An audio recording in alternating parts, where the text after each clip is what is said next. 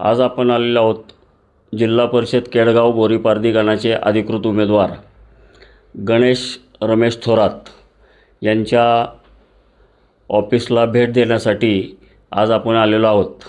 आज आपण उमेदवार म्हणून गणेशदादांकडं युवा नेतृत्व आणि त्यांना आप्पांचा राजकीय वारसा तो तर आहेच, पण स्थानिक प्रश्न आणि स्थानिक रोजगार यावर तुमचं व्हिजन काय असणार आहे?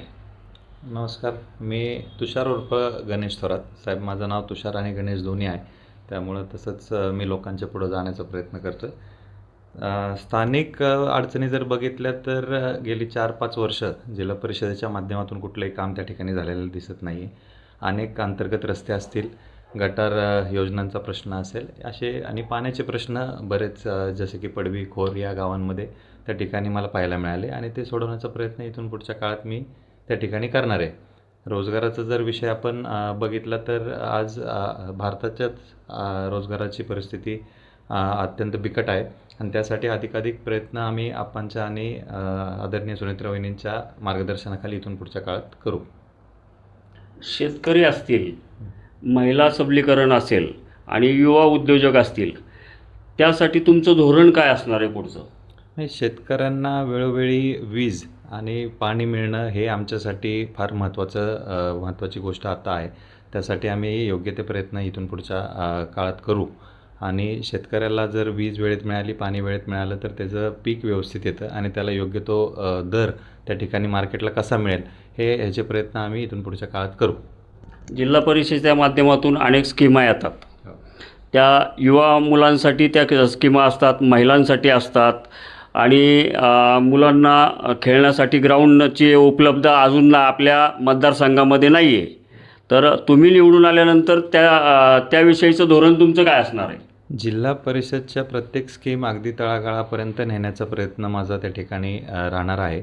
अगदी पक्षपात आणि कुठलीच भेदभाव न करता प्रत्येकाला तो लाभ कसा मिळेल आणि योग्य त्या माणसापर्यंत ते स्कीम कशी पोचेल ह्याचा प्रयत्न माझ्याकडून त्या ठिकाणी सामान्य कार्यकर्ता म्हणून होईल.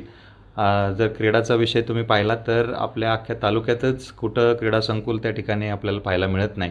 केडगाव हे मध्यवर्ती ठिकाण, केडगाव बोरीपारधी हे मध्यवर्ती ठिकाण जरी असलं तरी इतर अनेक गावची मुलं या ठिकाणी मार्केट प्लेस म्हणून राहतात आणि बाकी सगळ्या गोष्टी बऱ्याचशा मोठ्या संख्येवर इथं युवा खेळाडू आहेत.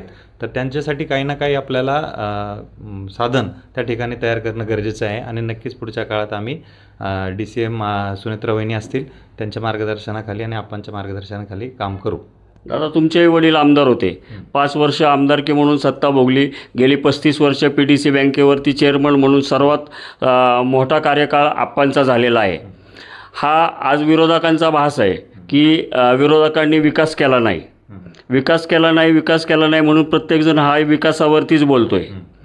मग हा मागचा विकास झालाच नाही का? जर आज मी पडवी सारख्या ठिकाणी होतो सकाळीच आणि जर आपण पाहिलं तर जानाई शिरसाईचा जो कॅनल फाटा तिथून चालला आहे पडवीतून आणि बऱ्याच शेतकऱ्यांना त्या ठिकाणी पाणी त्या कॅनल थ्रू मिळते.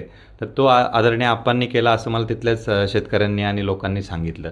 मग आता हे गेल्या 15 वर्षापूर्वीची गोष्ट आहे. आत्ता पण मी देशमुख माळ्यात होतो. देशमुख माळ्याचा जो पूल कनेक्ट होतो कॅनलवरनं पलीकडे हायवेसाठी, तर तो पूल देखील आप्पा आमदार झाल्यानंतर त्या ठिकाणी झालेला आहे आणि त्यानंतरची परिस्थिती पण काही बदललेली नाही आहे. तो पूल आहे तसाच आहे. ते जानाई शिरसाईचं पाणी ते आप्पांच्या मार्फत जे चालू झाले त्यांनी लोकांना, शेतकऱ्यांना खूप फायदा होतो आहे आणि बरीचशी कामं अशी काही ठिकाणी मला पाहायला मिळतात जी काय आप्पांच्या काळात झालेली आहेत आणि शेतकरी त्या माध्यमातून सुखावलेले आहेत.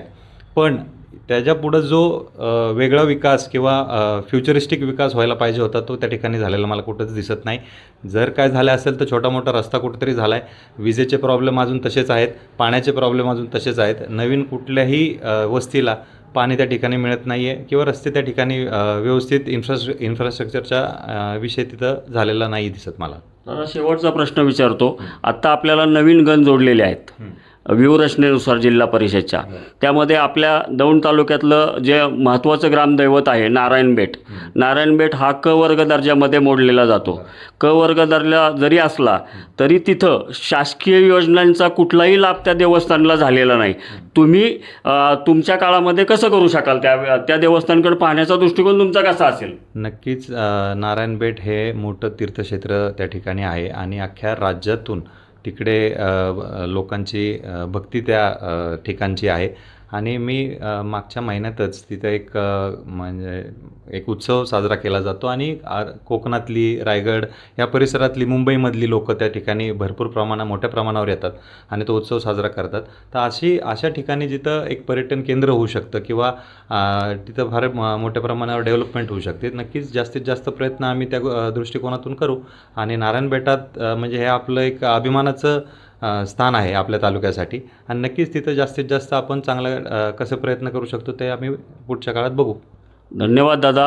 RJ न्यूजसाठी अत्यंत तुम्ही मनमोकळेपणाने मुलाखत दिली. RJ न्यूज 27 मराठीसाठी दौंड तालुका कार्यकारी संपादक विकास साळुंके.